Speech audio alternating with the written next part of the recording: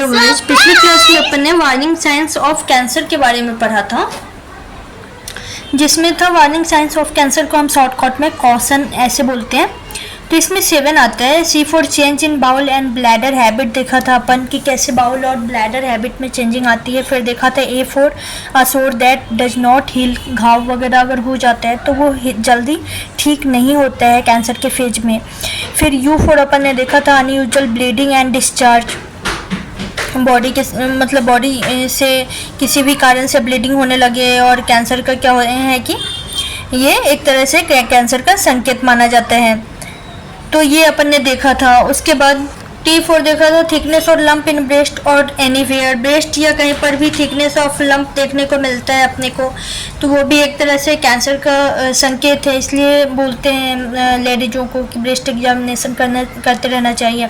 आई four देखा था indigestion और डिफ़िकल्टी इन स्वेलोइंग वगैरह, निगलने वगैरह में परेशानी होती है। जो गुटखा, तंबाकू, सिगरेट इत्यादि खाते हैं उनको किसी भी चीज़ को निगलने में बहुत ज़्यादा प्रॉब्लम होने लग जाती है बहुत टाइम तक अगर ऐसा करते हैं तो ओरल कैंसर का एक तरह से वो संकेत माना जाता है। ओ फोर देखा था ऑब्वियस चेंजेज इन वाट और मोल, कोई भी जिसको अपन हिंदी में मस्से वगैरह बोलते हैं उसमें चेंजेज आ जाना, मतलब साइज बढ़ जाना या शेप या फिर उसके जो कलर है उसमें चेंजिंग आ जाना, ये क्या कहलाता है, वो हमें कैंसर का संकेत देता है। एन फोर देखा था नैगिंग कफ और हॉर्सनेस वॉइस, वॉइस क्या है कि हॉर्सनेस हो जाना, मतलब भारीपन आ जाना वॉइस में।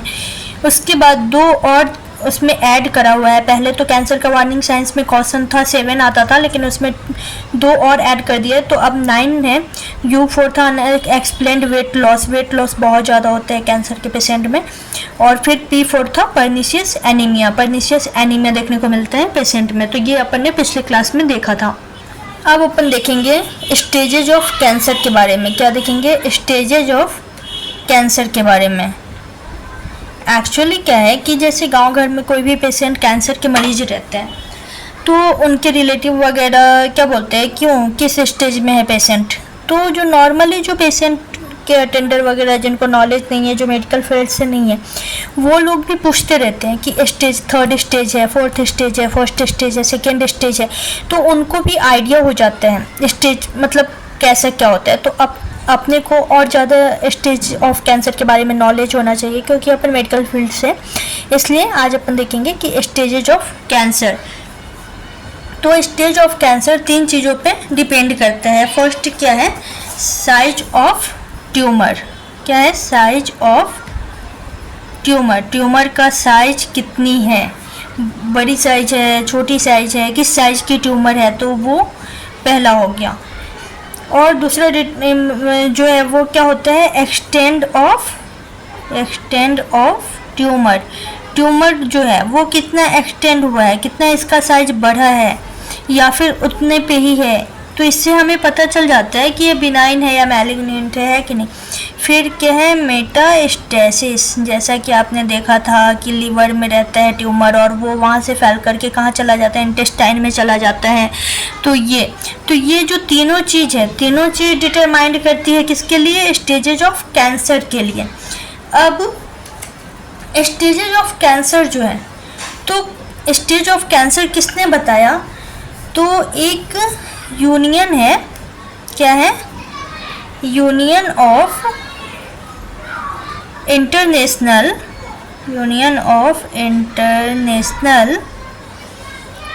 Control of cancer. Union of international control of cancer जो है, तो इसका जो हेड ब्रांच है वो कहाँ पे है? वो है जिनेवा में। वो कहाँ है? जिनेवा में है। इन्होंने किसके बारे में बताया? स्टेजेज ऑफ कैंसर के बारे में इन्होंने बताया। इसको इन्होंने किस टाइप से क्लासिफाइड करा? तो इनने क्लासिफाइड करा इसको TNM के आधार पे। किस आधार पे? TNM के बेस पे क्लासिफाइड करा। TNM क्लासिफिकेशन अपन देखें तो किस टाइप का है TNM क्लासिफिकेशन, वही अपन देखेंगे TNM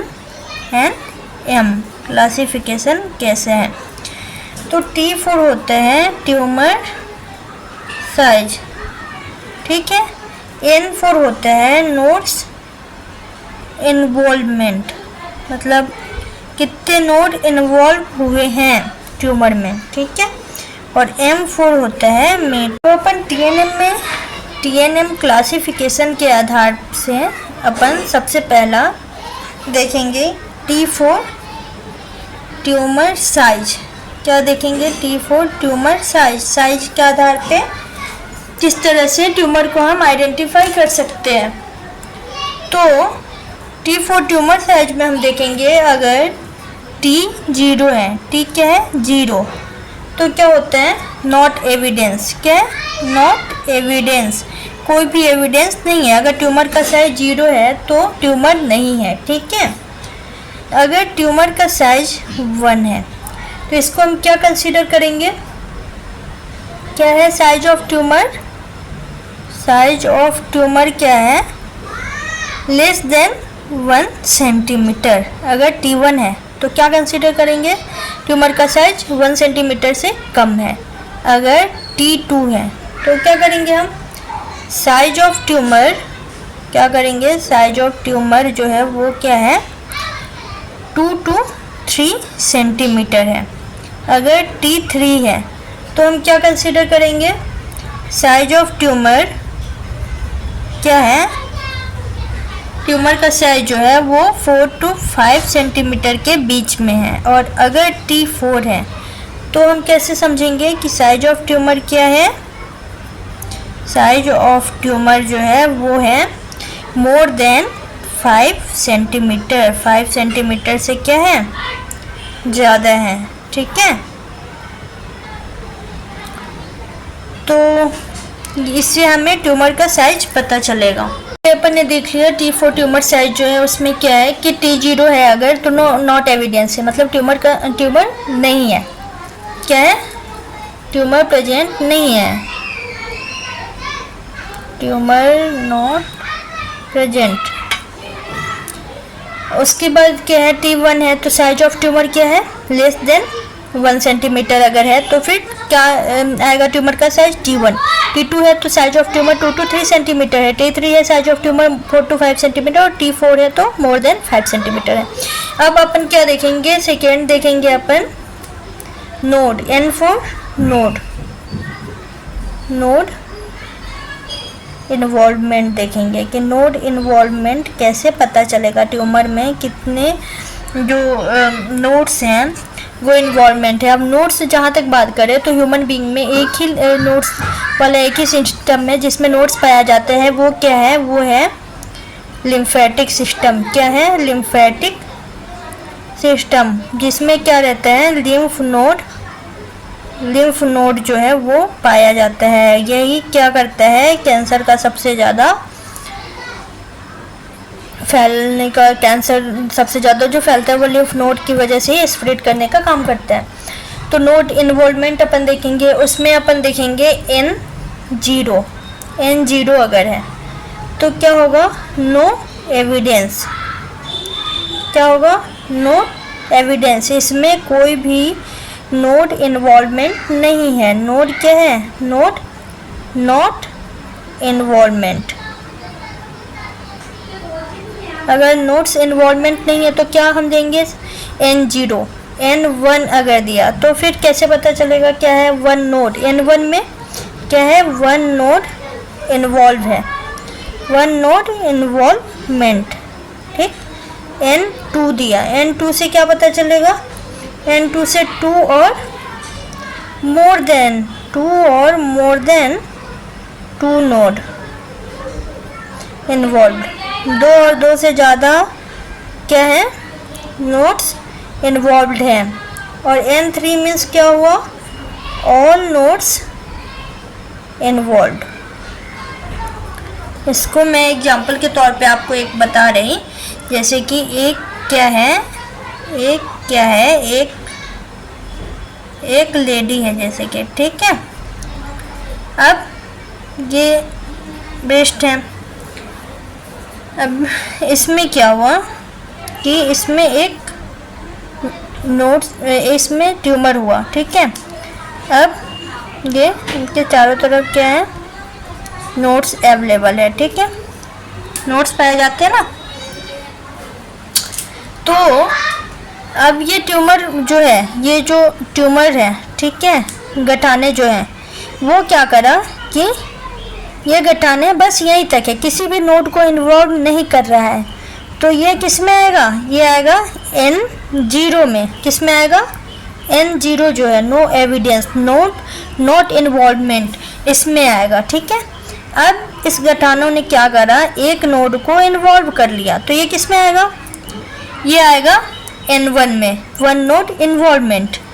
अब क्या करा, ट्यूमर्स ने 2 नोड को इन्वॉल्व कर लिया। कितने नोड इन्वॉल्व कर लिया इन्हें, 2 कर लिया, तो ये N2 में आएगा। अगर ट्यूमर क्या करता है, गठाने जो है वो क्या करती है, 2 से ज़्यादा नोड इन्वॉल्वमेंट कर रही है, मीन्स ये भी कर लिया, ये भी कर लिया, ये भी कर लिया, सारे नोड इन्वॉल्वमेंट कर लेती है, बस एक नोड छोड़ देती है, तो भी इसको किस में हम काउंट करेंगे, इसको हम N2 में ही काउंट करेंगे, ठीक है। अगर इसने सारे नोड्स इन्वॉल्वमेंट कर लिया, मतलब इसको भी कर लिया, अब तो एक भी नोड नहीं बचा है, तब इसको हम किस में काउंट करेंगे, इसको हम N3 में काउंट करेंगे, ठीक है, ऑल नोड्स इन्वॉल्वमेंट। लेकिन एक अगर कम रहता नोड इसमें इन्वॉल्वमेंट में, एक अगर नहीं रहता, तो भी ये किस में आता, N2 में ही आता, ठीक है। इस तरह से हम नोड्स इन्वॉल्वमेंट देखते हैं। अब हम देखेंगे थर्ड वाला जो है वो क्या है, हमारा थर्ड वाला है मेटास्टेसिस। मेटास्टेसिस है, मेटास्टेसिस अब कैसे देखेंगे हम, तो अगर M1 है, क्या है, metastasis M1 and M0 and M1।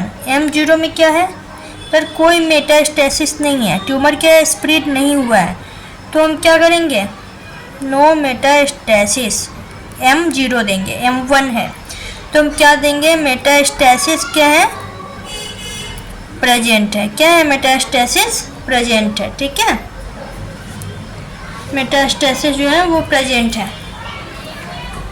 तो इस तरह से कैंसर को TNM क्लासिफिकेशन के आधार पे किसने डिवाइड करा है, union of international control of cancer ने, जो जेनेवा में है इनका सेंटर, तो इन्होंने क्लासिफिकेशन बताया है, TNM क्लासिफिकेशन कैंसर के स्टेज के बारे में बताया इन्होंने। Goodbye.